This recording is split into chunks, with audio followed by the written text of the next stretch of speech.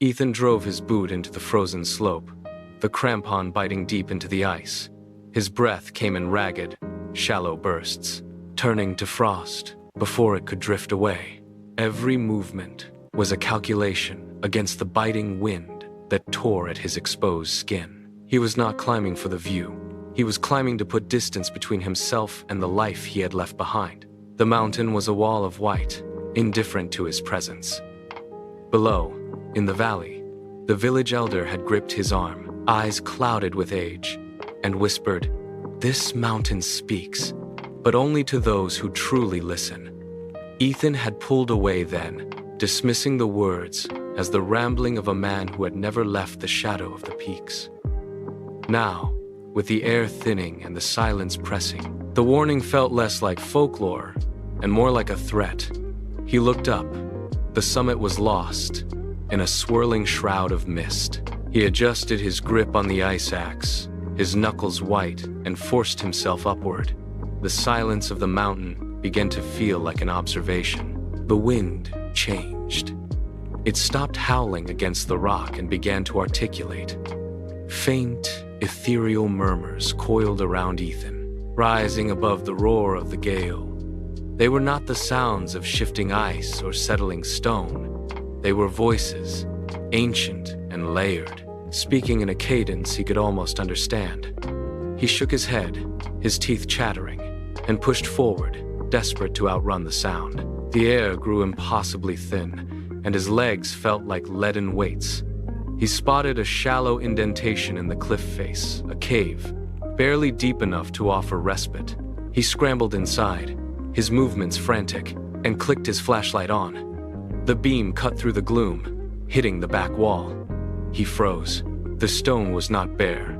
Intricate, ancient carvings covered the surface, their lines glowing with a rhythmic, pulsing light. As he stepped closer, the whispers surged, vibrating through the cave floor and into his boots. The light flickered in time with the murmurs, casting long, dancing shadows. He reached out, his fingers hovering inches from the stone, and felt a hum of energy radiating from the rock. The whispers were no longer behind him. They were inside his mind. Ethan stumbled out of the cave, his pulse hammering against his ribs. The mountain had become a vertical labyrinth of ice and wind, yet he felt pulled toward the summit by an invisible tether. He rounded a jagged outcropping and stopped dead. The path narrowed into a perilous cliff edge, a razor-thin shelf hanging over a bottomless void. There, sitting in the center of the gale, was a man. He remained perfectly still, his presence cutting through the mountain's roar like a blade. Ethan took a step forward, his boots crunching on the frozen scree, but the sound was swallowed by the wind. He tried to call out, but his voice died in his throat. The hermit did not look up, yet he seemed to sense the intrusion. As Ethan drew closer, the wind suddenly dropped, leaving a vacuum of absolute silence. The hermit opened his eyes, clear and piercing, and looked directly into Ethan. The mountain's roar returned, a deafening crescendo, but the hermit spoke in a voice that carried effortlessly over the chaos. "Kailash does not reveal secrets of the world," the man said. "It shows you who you truly are." The words hit Ethan with the force of a physical blow. He looked at the man, then down at his own trembling hands. The hermit's words acted like a wedge, splitting the armor Ethan had spent years forging. He tried to turn away, to retreat back down the treacherous slope, but his boots felt fused to the frozen rock. The whispers returned, no longer haunting, but sharp and accusatory. They echoed the names of people he had left behind and the mistakes he had buried under miles of travel. Ethan clutched his head, his knuckles turning white, as the memories flooded back with agonizing clarity. He fell to his knees, the cold biting into his skin. But he barely felt it. The mountain was stripping him bare, layer by layer, forcing him to witness the man he had been running from. He gasped, his lungs burning, as the frantic, kinetic energy reached a breaking point. It surged through his limbs, a violent, desperate tremor, and then it snapped. The silence that followed was absolute. He slumped forward, his forehead resting against the icy ground, his breathing slowing. He was a man finally standing still.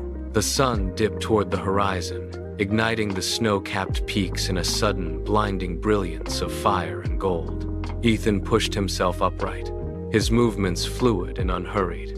The frantic tremor that had defined his existence for years had vanished, leaving only a hollow space that the mountain now filled with a profound, heavy calm. He stood at the edge of the world, bathed in the warm, transformative light. The wind still whipped around the summit, but it no longer pushed him forward. He did not reach for his pack. He did not scan the horizon for a path. He simply stood, grounded by the weight of his own presence. The mountain had stripped away the shadows he had spent a lifetime fleeing, leaving him exposed and finally entirely whole. For the first time, the urge to run was gone. He looked out over the vast, silent expanse, and in the fading golden glow, he stopped moving. He had arrived.